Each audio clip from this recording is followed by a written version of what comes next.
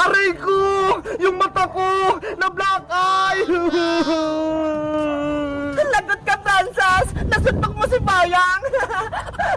Tatay Boyong! Sorry! Hindi ko sinasadya! Ano ba kasing nangyayari dito? Bakit kayo nag-aaway?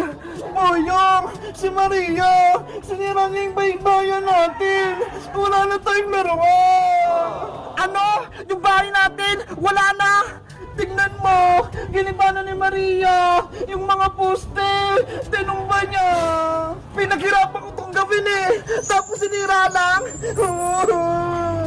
Tatay Boyong, pagalitan mo nga si Maria, siya ay may kasalanan! Maria! Bakit mo sinira to? Naglalaro lang kami ng bahay-bayan ah! Bakit ka lang gugulo? Eh kasi nga, bawal maglaro dito.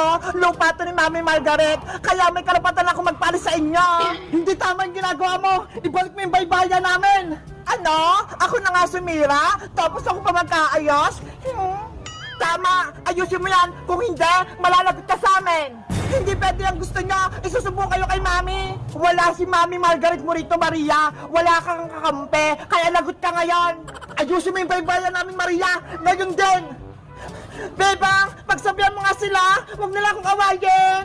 Ikaw yung una ng gulong, Maria! Kaya bahala ka na sa buhay mo! Hindi kita kakampihan! Ano, Maria?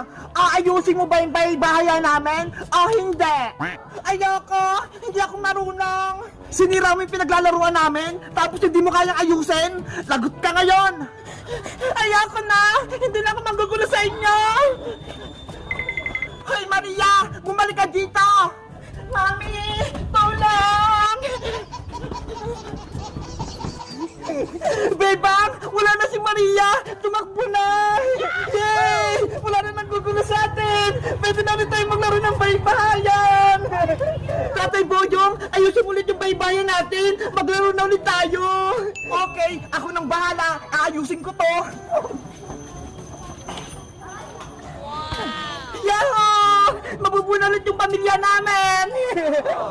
Guys, sa tingin nyo, ayusin pa ba ni Boyong yung baybahayan namin? Mag-comment lang kayo kung gusto nyong part 7! Bye-bye!